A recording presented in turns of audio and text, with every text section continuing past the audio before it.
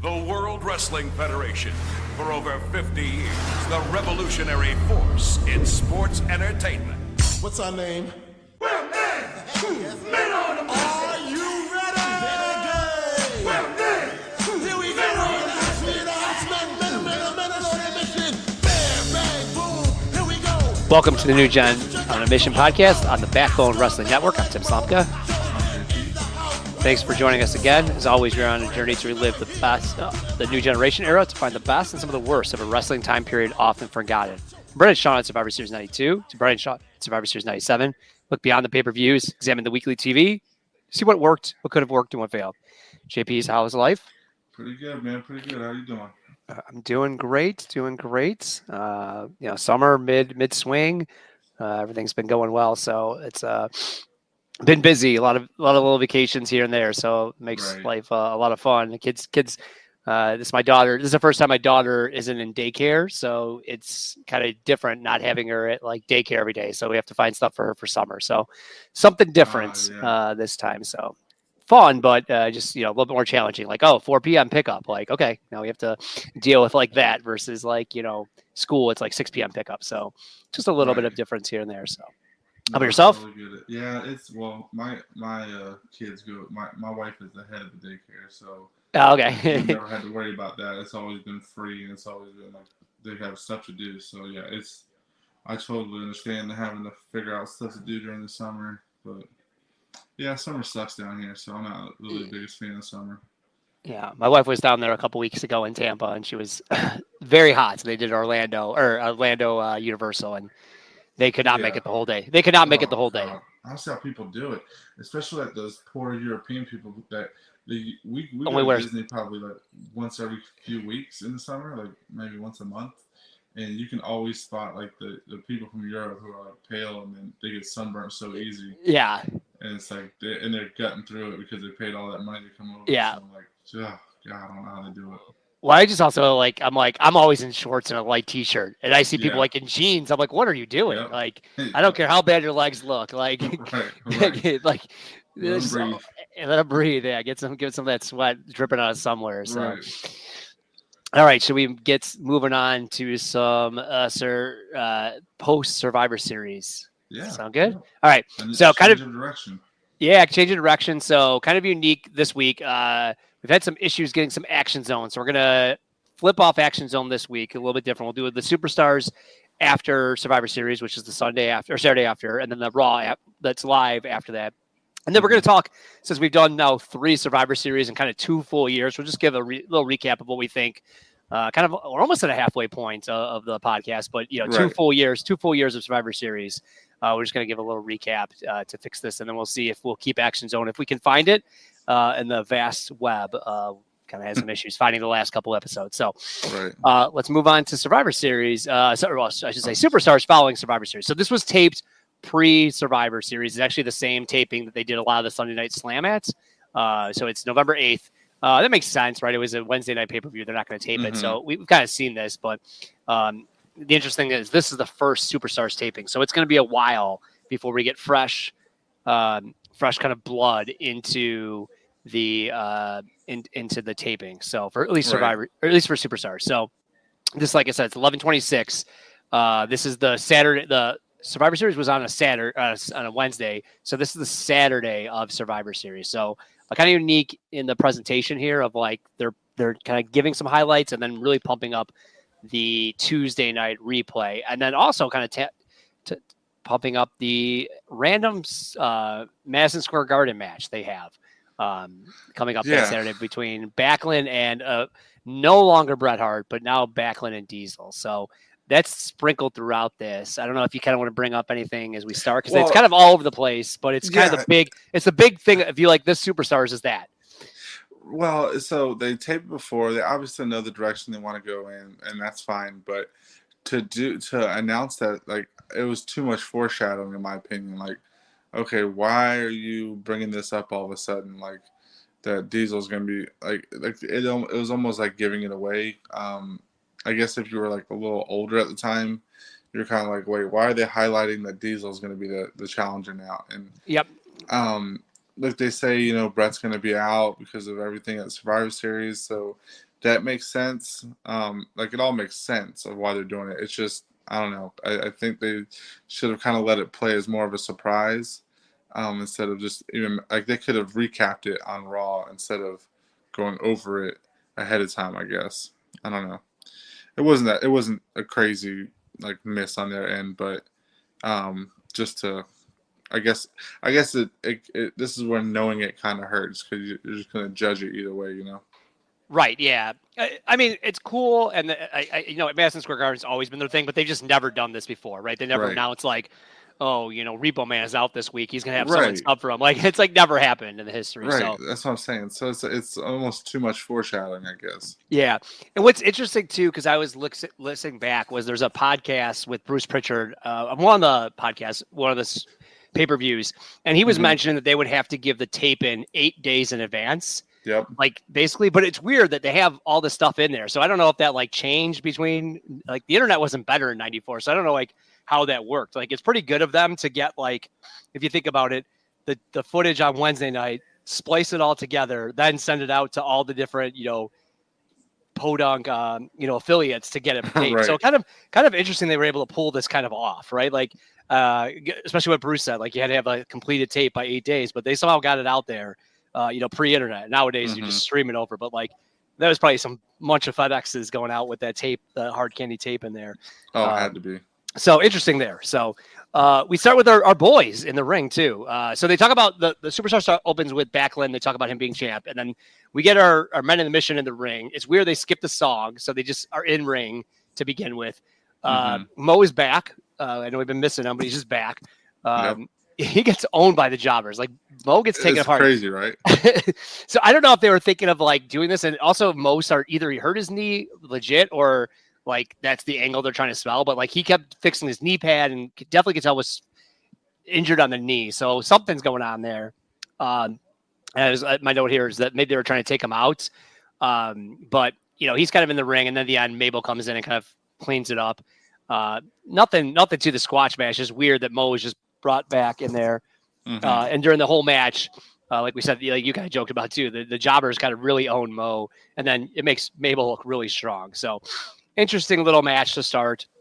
Throughout, they kind of recap, King and Vince kind of recap various points of Survivor Series. And it's kind of funny. I love what King put in one of his notes was he said, the new generation is now being led by the old generation, which is kind of funny and kind of makes the product seem silly. At the time, I was going to rectify that, but kind of a weird thing for the heel to kind of be bragging about like, oh, we got a bunch of old people here. So it was weird to see, like, I'm glad they're back together, but it almost felt like they were leaning towards a Mabel solo push.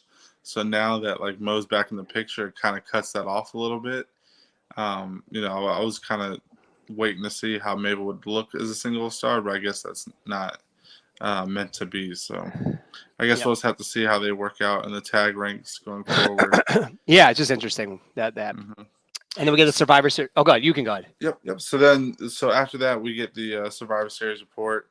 We get words from Backland, being the new champion. He's like, as he's talking, he's trying to use those big words, and he's very delusional, saying he's like held the belt since 1978.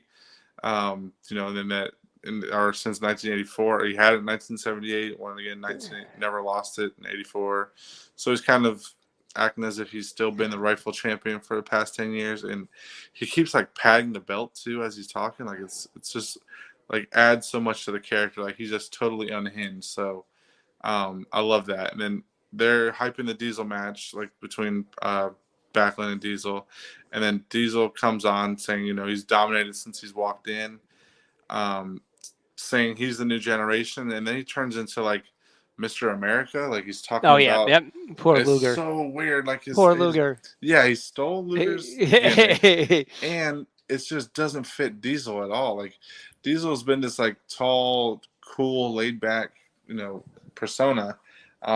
Even though he hasn't been the best on the mic so far, he's like, his physical charisma doesn't give this off. So like you could tell this was force fed. Like, hey, terrible. Hype up that if you got a problem with America, you can leave kind of talk. Like, it's just weird that they're forcing this onto him.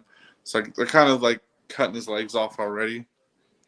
His Yep. look is different. He's younger. He just doesn't need to be acting like this. So, very weird for out of nowhere for Diesel to like be this pro America character, which, yeah, just doesn't fit him. I think so. I Yeah, don't know and if I you also have anything have on I that. have some notes too about Backland's promos being like jump cuts, like it's like Mm-hmm. randomly. So like, and I actually think he flubs where he says he won the championship in 1984 when he meant to Right. say 94, but they didn't fix it. Yep. Like the way he said it, I'm like, I'm pretty sure that's a flub. And then it would Mm-hmm. randomly jump cut. So like clearly this promo was like 35 minutes long, and they cut the. Probably. It probably was right. Yeah. And then, yeah, I was very disappointed in Diesel's promo. I thought this was gonna be like the cool guy and everything. Like this was terrible. And just Yeah. the way he talked about America, like Backland isn't anti-America, or he's gonna Right. literally run for president It, in a couple. it just doesn't fit him either. Like Yeah, it's like why is he taking up this cause all of a sudden? Like yeah, he's right, keep the whole new generation thing going. Like that right. fit better. But Yeah, and if it was against Yoko, I would understand like going for USA. But Backland has never once said I'm not American. He's actually right. said he's the All-American. So it's like literally makes no sense. So Yeah. um, And then after that we get a fun little matchup with British Bulldog and Bam Bam, at least on paper. This starts off pretty solid with like some solid power moves between the two. And both these guys, like, physically they don't look the same, but they're both bigger guys that are both athletic. So it's kind of a fun little matchup.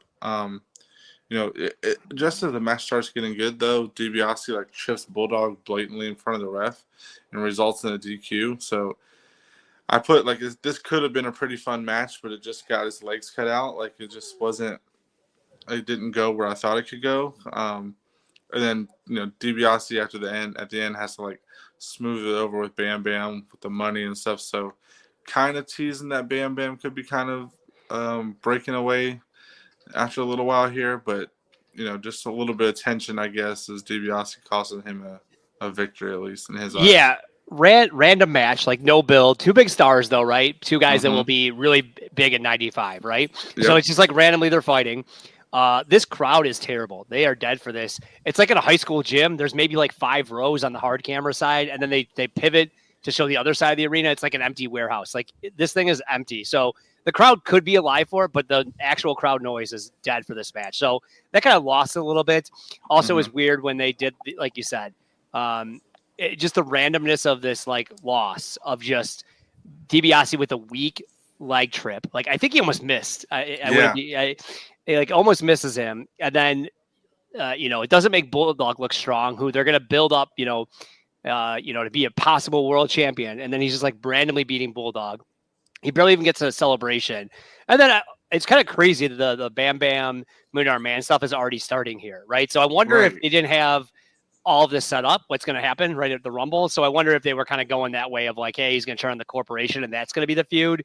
And then kind of LT fell into their lap. So kind of, we'll see if this does anything or if this is a one-time thing. Then we get a couple bad squash matches. Quang, which I audibly laughed when I heard his music. They bring up nothing about him. We get Bob Holly. His drop kick does look really good, but besides that, he's kind of a nothing guy. Right.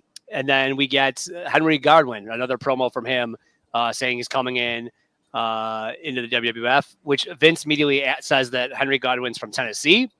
And Jerry King Lawler's like, no, you moron. He's from Arkansas. Bitters, Arkansas. Yeah. And it's literally like, Vince, what are you doing? Like, this is the character you dream of, and you can't even get like exactly the main thing. And then not editing it too. Like, why not edit that out? It just sounds stupid.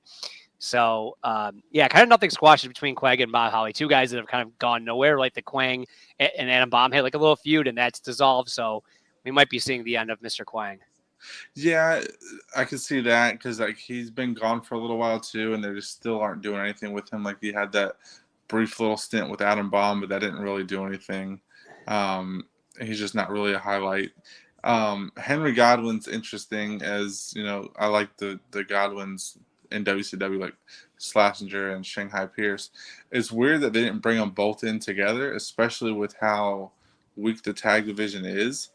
And what I always find mysterious about Henry Godwin is these like backstage guys, so like Jim Ross, Bruce Pritchard, they always hype up how Dusty Rhodes, I think, even said it.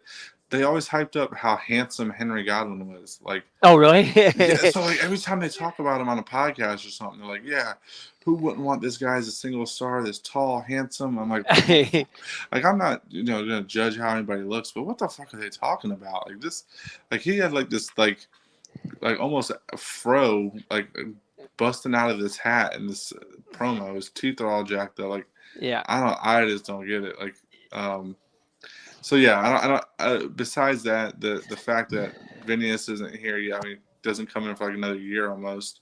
It's just weird that they like decided to go the singles route. I don't know if something was going on with Phineas where he couldn't come in, but I wish they would have came in together as a team. Yeah, we give a better long day. Well, I think Hog will be pretty good as far as. Yeah, he's fun. We'll see.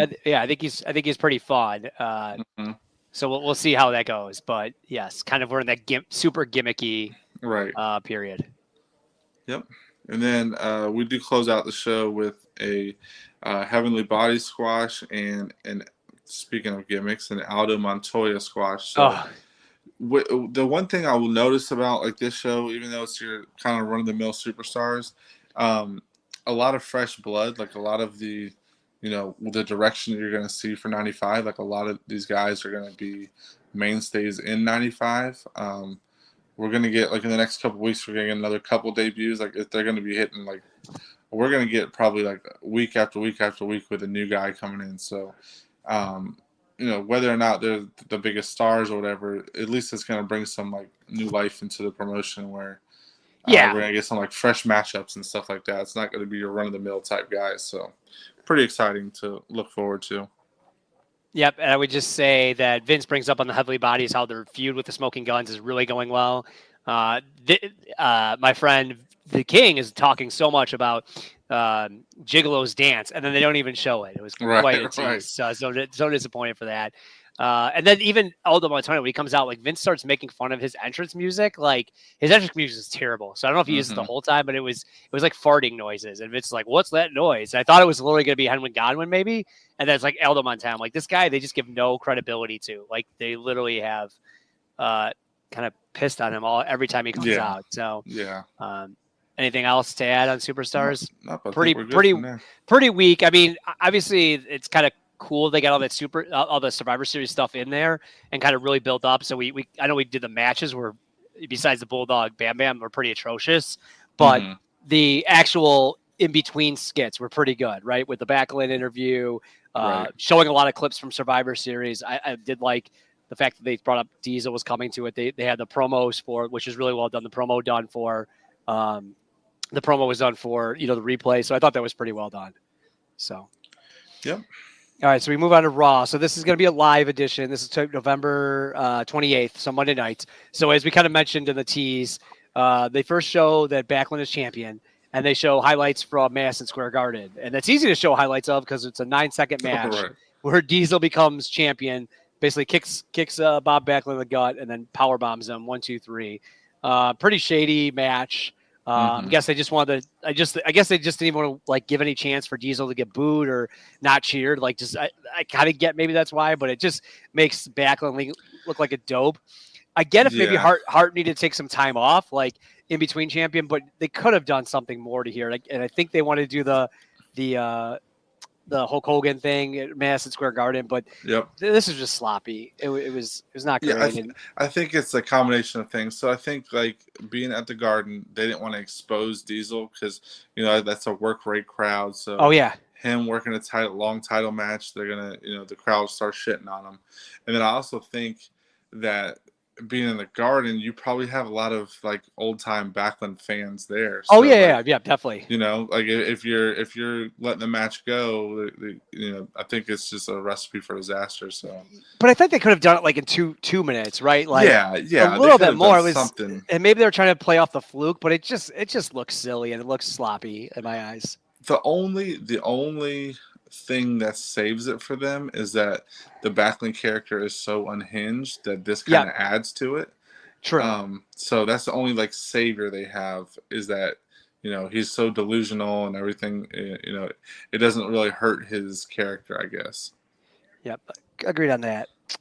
So we get then, just kind of rather than talking about the pay per view. Then they're talking about how he's champion. And we start Right. off with Owen Hart then too, which is just like a silly match because Bret Hart calls in and like he's talking about the Survivor Series, like how we'll get back to Backland. It's like it doesn't even matter anymore. So it's like it's Right. really just kind of Right. silly. And then Bret's like, "Well, I'm gonna go get Owen," and he's taking some time off, and he's really injured. And King's loving it. King's laughing the whole time. But a pretty weak, I thought, by Bret, and just like storyline advancement makes no sense because like basically everything he's talking about Backland like doesn't matter anymore. Yeah, that's what I put out of it. Is I love the call-in, stuff, and I love that Owen came out like wearing the towel and everything. Yes. Oh, yes. that Yes. they're Good point. throwing. Yep. So, but him calling in just felt so forced, and it didn't make any sense. Like you said, it just didn't advance the story at all. He's just talking about returning one day. It's like, okay, well, there's already been another title change, so you're kind of not even in the picture as it is right now. So, and then from there we get another random match, IRS versus Adam Bomb. So, I put in the notes here like, is Adam Bomb finally getting a semi push? Like it seems like he's finally facing mid-level guys. He's been on pay-per-view matches like Survivor Series and stuff. So hopefully he's going to get a little bit of some burn a little bit. And I do think IRS is like a really good heel for him to work with. He's not, a cool heel that's going to take away from Adam Bomb's, mystique or anything like that. He's like one the crowd absolutely loves to hate, and he's, a solid veteran to work with in the ring. So that's pretty cool. Like they had a solid little match going until weirdly a druid comes out to attack Adam Bomb. Very random. I don't know if this was like Vince doing the whole higher power gimmick back in '94 or what, but a druid comes out, attacks Adam Bomb with IRS, and Luger comes out to make the save. So, Luger's still playing hero here. That's pretty much all he does anymore. Just comes out and saves people from the attack. And then I just don't get the whole druid part. It was weird. Kind of threw me off a little bit, but they had something until that happened. Yeah, it was fine. I thought Bomb looked awesome. The fire looks awesome. Big match. IRS is kind of even jumping up here where they're talking about how he's going to take out Taker. Right. So I like that. Like he's basically like kind of moving up himself, and that kind of brings up Adam Bomb. The Druid's so random, and I thought Adam Bomb looked really good in this match. Like he just looked really solid. I thought even IRS looked pretty good. The match wasn't too boring, but it's just weird that like no one comes out for Bomb. Then Luger comes out, and my note is like, shouldn't Taker come out then? Like if IRS, like it's weird that Taker doesn't come out. It's only Luger. So even when Luger does enter, he gets huge USA chance. So Luger, I think, still kind of over, even though Diesel still is USA program. Luger still got over big when he came in. So I thought that was pretty good. Again, I think it elevated IRS talking about in front of the live crowd, talking about Taker, and then also Adam Bomb, moving up the trains and being associated with Luger, I thought was really big. Then we get a Bob Holly. I just put worthless, and pretty much the match. It's a 2-minute match, and pretty much the big part of the match is they just kind of make fun of Yoko for being fat, and like barely fitting in the casket, and that basically kind of writing him off. Then we get a different Hog interview. So again, this guy, like you kind of mentioned, like the fresh talents coming in, they make it really seem like this guy's pretty. This is a big guy coming in as well, right? So, kind of cool. They're giving him this much amount of time. So, good of him. And then we get Lex Luger squash. It comes out with the flag bearer, so that seems like a big thing. He's over pretty well, but just like the end of him, like we'll see if he ever rises up. But it kind of seems like a nothing match. I don't know if you want to add anything on those couple matches. No, I think we're good there. So then after this couple squashes, we get a in-ring with Vince and Diesel. So Vince is really harping on calling him Big Daddy Cool. So. Oh, okay. That's something they really want to make sure they call him as Big Daddy Cool. So Diesel comes out and he looks the part to me. Like he's got a lot of confidence. He just looks chill. He looks like the new era of a guy. I don't know if he's going to necessarily be championship material, but he looks the part. Now when he starts to what he starts to talk about is kind of weird, right? A little less. So, a little less. Yeah, he starts saying that people were just all these people were wishing him good luck. I don't think that's true. I think nobody's gonna walk up to this like 7-foot guy and think he needs the luck against like an older Bob Backlund. So Yeah, 45-year-old. Yep. Yeah, and he's saying that's what motivated him. Like, so you weren't motivated by the title shot out of nowhere and the chance to be the champion. Like these people had to speak it into you. And then he like quotes Jackie Gleason. So very topical, Kevin Nash. Like he's just you know, it's 1994. He's talking about the new generation. You know, the youth movement, and he's quoting Jackie Gleason. So very random. Then he really like, I don't like when babyfaces do this. Like he's putting more shine on Bret than he is himself. So he's like saying how Bret's such a stand-up guy and they'll give him a title shot anytime. He just, you know, he wants it, and that gets the crowd really excited. So all you're doing is getting the crowd excited for Bret to be champion again. So the baby face, yep. Right. It kind of makes him seem like heelish, like because he like everyone's cheering for Bret's, obviously. Yeah, so I don't like when baby faces do that. Like the whole babyface versus babyface concept shouldn't be as prevalent anyways, but just to like hype up a guy and say, oh yeah, he's so great, he deserves it. Like, okay, you're right, he does deserve it. He should be champion instead. So yeah, so like I said, the look, the aura, I guess is cool. Like he just looks the part, but once he got to talking, it just didn't fit. His swagger too to the ring, I thought was pretty good. Like just kind of the way he walks is kind of like a cool walk he's got. So I like that. But you're right. You know, that was really pretty rough interview. Again, it makes it seem like it's Bret Diesel fighting, and again, Backland just means nothing. He barely even mentions Backland. And like I said, that kind of like, it seems like that's over, and it seems like Bret Diesel going from this. We'll see how that goes, but yeah, kind of disappointing first promo, and then he does talk about how he's the leader of the new generation. So that seems to be like he's taking Bret's moniker, which we saw at Mania 10. Like now is Diesel the leader again? Just it's so weird that like they're trying to get him to be face. Like I remember when this happened myself, I was like, why am I cheering for this guy? Like I don't know. It's not natural. I think it's, you know, there's a little bit of the crowd cheering for him, like with the way he was acting, but it was not enough. No. Like it just wasn't enough to push him over. So we'll see. I'm going to give him the benefit of doubt for a while and see what we can go to, because I do know the Rumble match is pretty good. So we'll see what happens here. Right. And then we get the Heavenly Bodies again.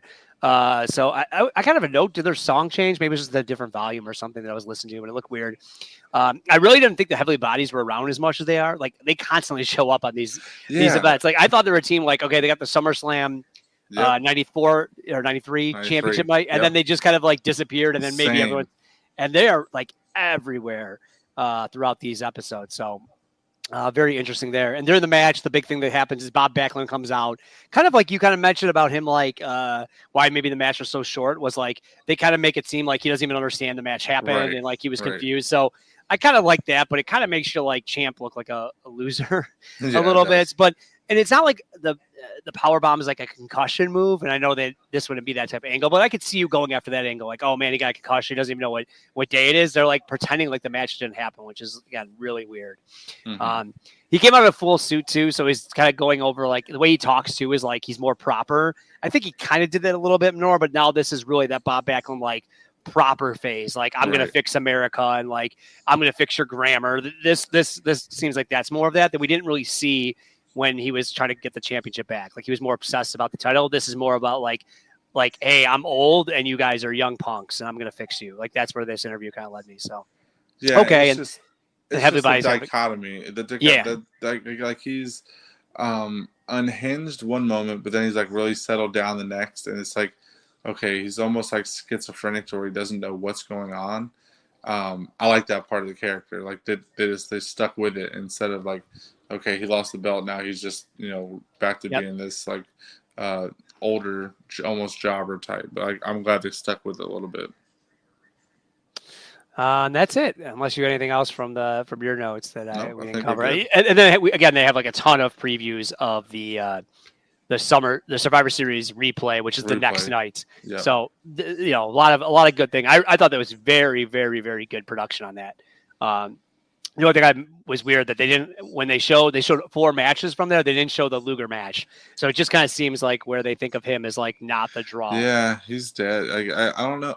And you know what's so weird too is like Luger, looks wise, he's probably, maybe the same on the mic as Diesel right now, maybe a little bit better.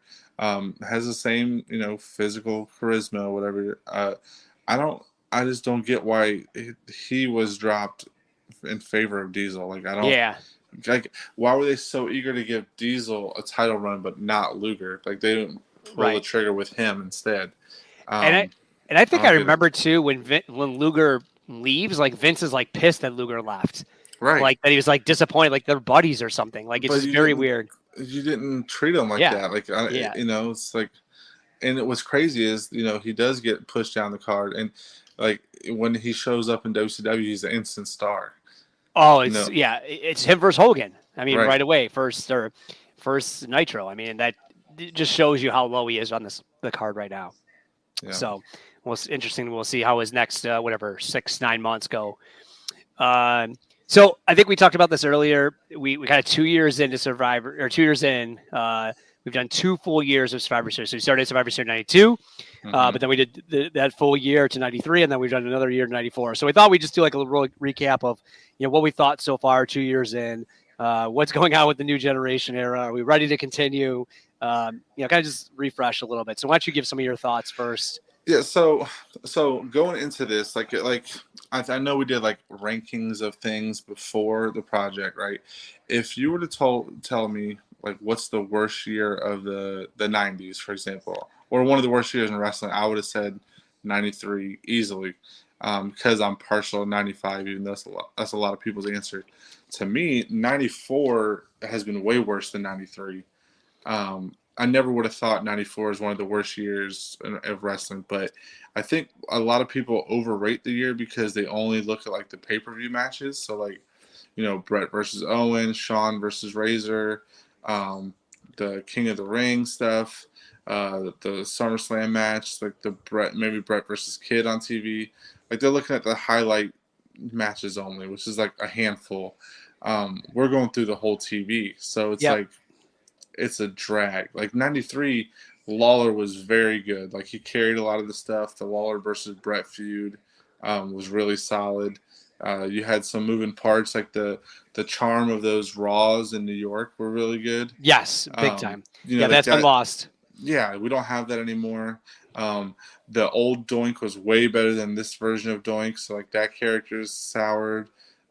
It's just, I don't know. 94 has been very tumultuous. Like it's just kind of up and down, whereas 93 had like more of a feel to it. So I didn't expect that at all. It's crazy. Like Bret's my favorite wrestler of all time. Bret and Eddie Guerrero, they're neck and neck, but I've kind of soured on him a little bit. Like he's just not there a lot, and especially since since he's been champion. Yeah. And I think 95 he is going to be a better year for him because he gets like a variety of opponents to work with and things are freshened up a little bit.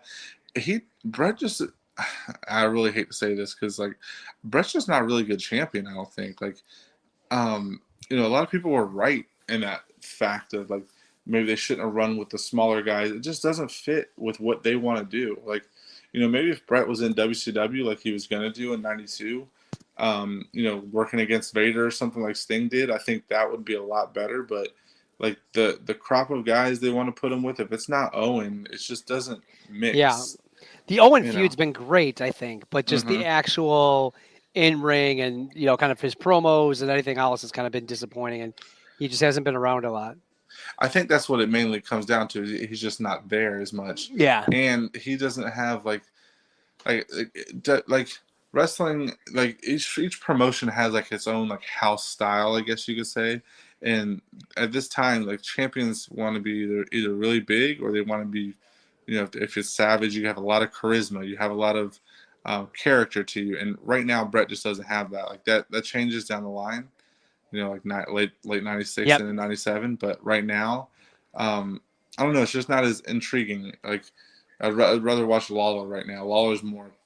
I'd rather watch Kid, 1, 2, 3 Kid. Like I feel like he brings it every time it comes out. So Also, another disappointment would be Owen. Like Owen, as soon as that SummerSlam match was over, he just got tossed to the side. Like he was nothing. Like Anvil was placed ahead of him. So, Yeah, um, and Anvil very, stinks. yeah, very, very interesting. I think 95.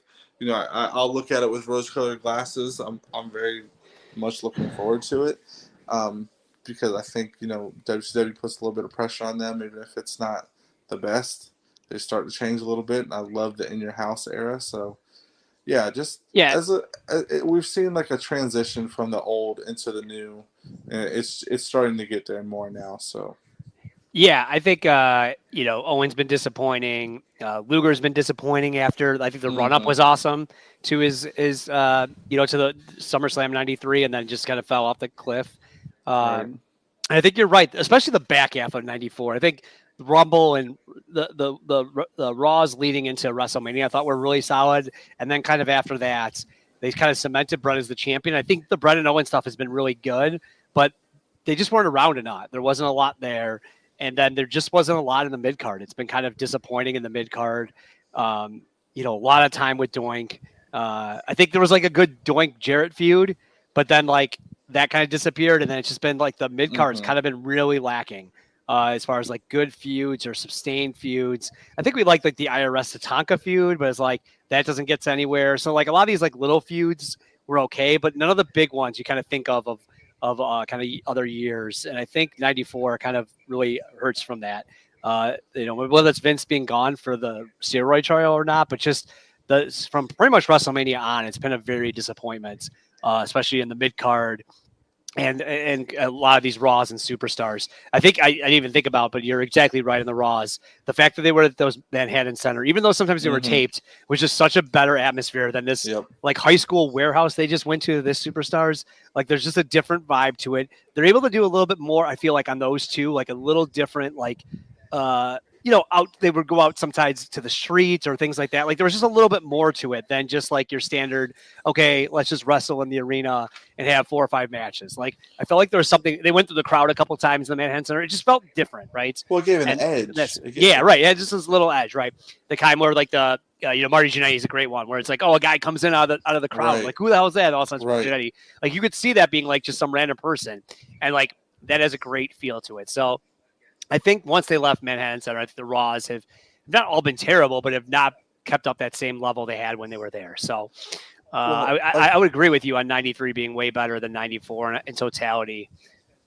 Imagine being okay. Like we have, nostalgia for this era too, and we were also a lot younger when this was out. But imagine being like an older teen, early 20s, and you're watching ECW at the same time. You're Right, gonna especially 94, shit yeah. all over this. You know what I Yeah. mean? Like you're just gonna be like, what is like this? It's not with the time. Like they're preaching new generation, but are they really? They're not like fully bought into it yet. Like look at the tag division, for example, right? So like there's all these young teams out there. Like it's not until they fully embrace like copying ECW style or at least using them as a feeder system that it actually starts to change. But like they could have taken some teams out of ECW. They could have taken the Pit Bulls. They could have taken whoever else, Public Enemy, somebody. They could have taken some younger teams and like brightened up their division. But it's just the same old crap. Like it's just not going anywhere. It's not really outside of like 1, 2, 3 Kid, Owen, Bret on occasion. Who's really Shawn, Razor? Who's the like really new generation type performers? Like they're all still the same as like style as what WWF was in 1988. So it's just not there yet. I think like they're branding Yeah. it, but it's just not there yet. Yeah, and some of it, right? The tag division, we know, like just from listening to Wrestling Warzone, it won't get better. Like it won't. It will take a long time to get better, Right. and that's a big disappointment. And then I think these tape cycles too, right? You got this like constant taping of like, which is okay. I get it's for the time, but again, when we saw them in the Manhattan Center, like that was better. Even they were taping 1 or 2 at a time. Like it was way better than this like 5 weeks behind. And it's just very stale, and just some of the spots they're choosing to film at are just terrible. They look terrible. The crowd sounds terrible. It doesn't add to this like hot new product, which they've definitely done some upgrades, right? I think we've seen the past couple of months with like better video packages, better entrance music. The lights for the entrance, the way they have the lighting rig set up now is different. Some fireworks, right? Atom bombs, fireworks, for instance, right? Like they've definitely made some production uptake, but then some of it's just still very like, oh, this could be 1988, right? Right. And it doesn't lead you to that new generation.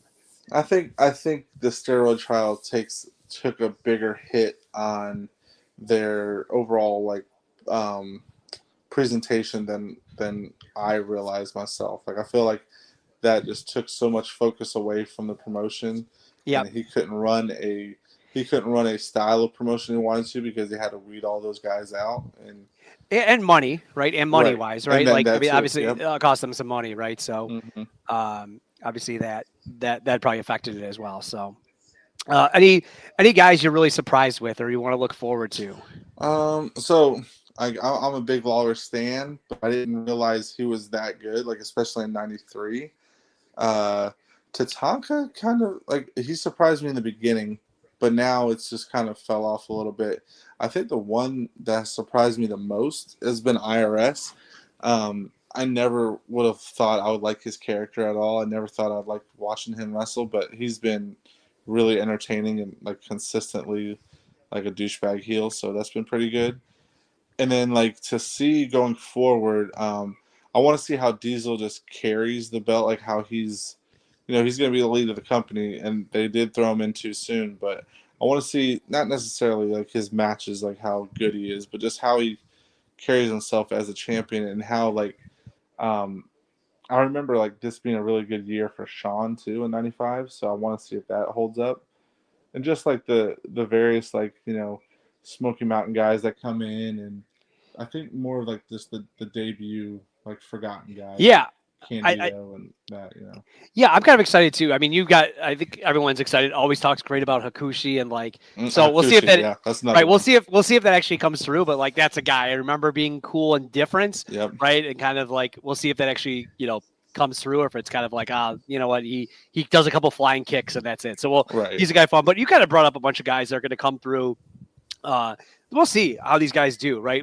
So far, Elder Montoya's kind of been a disappointment, but I'd like to see Henry Godwin. I'd like to see John Pierre Lafitte, right? I'd like to see Ikushi. Some of these guys, the Roadie, Chris Candido, right? Yep. Skip, obviously Sonny. We'll definitely like Sonny coming in. Yep. But like, let's see if they are like, Skip gets treated as a jobber, but I know he has great matches with Horowitz that I remember. So like, I think some of those, the lower card will be there.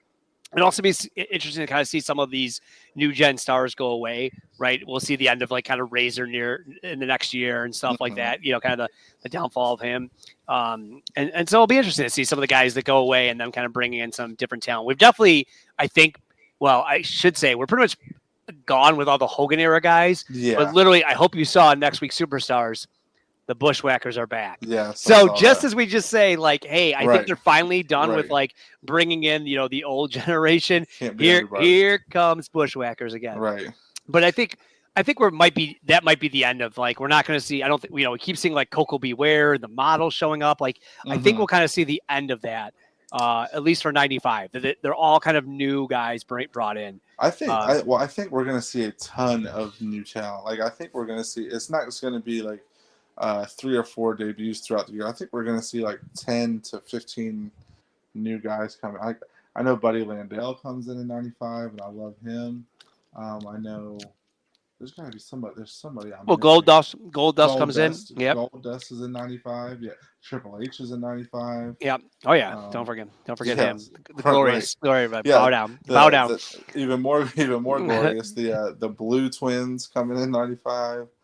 Like Jacob and Eli Blue to Skull and 8 Ball. So, yeah, Shane Douglas comes in '95. Like, there's a lot of movement that's going to be happening. That's what I like to see how they handle that. Yeah, and those are all new guys, right? Those are not. I know a couple of those guys have been in WCW, but they're new guys. We're '96, right? We'll see. It's WCW old talent that left, right? Where you get the Foley, the Austin, right? Those guys. These Mark Merrow, right? Those are all Vader. Those are all WCW defects. Yeah. I think the '95 guys are more okay. random guys, right? ECW Yep. guys that are trying to Yep. make a name for themselves. And let's see if they stick with it and see how long that goes through. Or if it's guys like Hakushi where like he seems like he's getting over and then just like boop, he's gone. So it'll be Yeah, interesting. he's one of the ones I'm excited for the most. Yes, I agree. Yeah. Should we move on to awards of the current kind of Yes, sir. shorter week, but we'll go through it. Anyone with the most new gen outfit? It was kind of no one. Yeah, Kinda, that was kind of. I mean, I guess I'll just have to go with Henry Godwin and his suspenders. I'll go with Bob Backlund in the suits. I thought he looked so proper. So, most new gen performer for the weekend. There wasn't anybody really. I mean, stood out and such. I guess I'll go Diesel just with his look and his aura. Not so much Diesel's on the mic, bigger. but Yeah. The walk, Yeah. Diesel's walk. Right, exactly. I'll give you that. I'm trying to see if there's anyone. I'll give Adam Bomb. I thought he looked really good. He's really kind of hopefully he sticks at this level, but that was a really good match for him. Worst match or segments. There wasn't anything like crazy bad, I guess. I didn't like. I guess Quang's squash kind of sucked. I guess I'll just go with that. Yeah, and I was gonna go with the match right after that. Bob Holly squash. Yeah. Like those were back to back, like each a minute long, and it was like they have no feuds. There was nothing to bring up with them. It was just I really have my notes. Bob Holly with nothing match. Right. So best match or segments. It didn't get to finish how I wanted to, but I'll go Bulldog versus Bam Bam just because I like the matchup and how it was going before it got screwed over. Yeah, I'm gonna do the promo for the replay for the Survivor Series. I thought that was maybe the That's a best good one call. they've done. I thought the black and white and just like the intrigue of it was really well done. Set anyone stock up? I mean, it's kind of. I guess it's easy to say Diesel right now just because he won the title. Yeah, I'm just gonna have to go Diesel. There's really not anybody else I see. No, I'm going to go the same one. I'm going to add a bomb. And I could even throw an IRS there. I think both those guys had a that's a pretty good good call. match. Definitely got, I think, both updated. And like the IRS Taker thing, you could tell that's coming. Whether it's going to be good or bad, you could see that's coming. Anyone stock down that we have for this? So it's not. He didn't really have the best stock to begin with, but Bob Holly, like, they're not giving. He's getting the Adam Bomb treatment. Like he's not getting anything to sink his teeth into. He's a jobber to the stars. Like just beats squash guys, then gets beat. So I want to see a little bit more out of him. So Yep, and then I'm going to go Luger. I think we talked it off on him. Good Like call. just kind of really shut down the card. So. So we'll be back in 2 weeks with some fallout. They're obviously going to start announcing some Royal Rumble stuff next time. right. We'll see if we can get back on Action Zone, but if not, that might have been the end of Action Zone for us. If we can't find it on the interwebs, but we'll definitely be back with the next Raw and Superstars, which definitely starts building up the Royal Rumble pay-per-view. They started announcing matches and some of the participants, including the team of Well Done. And like I've already spoiled, the Bushwackers are back, so life is good again. So. Exactly. Thanks everyone for listening, rating, and review, and we'll see everyone in 2 weeks. Yes, sir. I got my boy, he's willing and able. What's his name? His name is Mabel. Mabel, I said it. He's on the case, but call him Mabel to his face. 495 and he's built to last. Don't let the sign fool you. The boy is fast. M to the A to the B-E-L. He's guaranteed to ring your bell. We're on a mission. We're on a mission. We're on a mission. That's right. We're on a mission.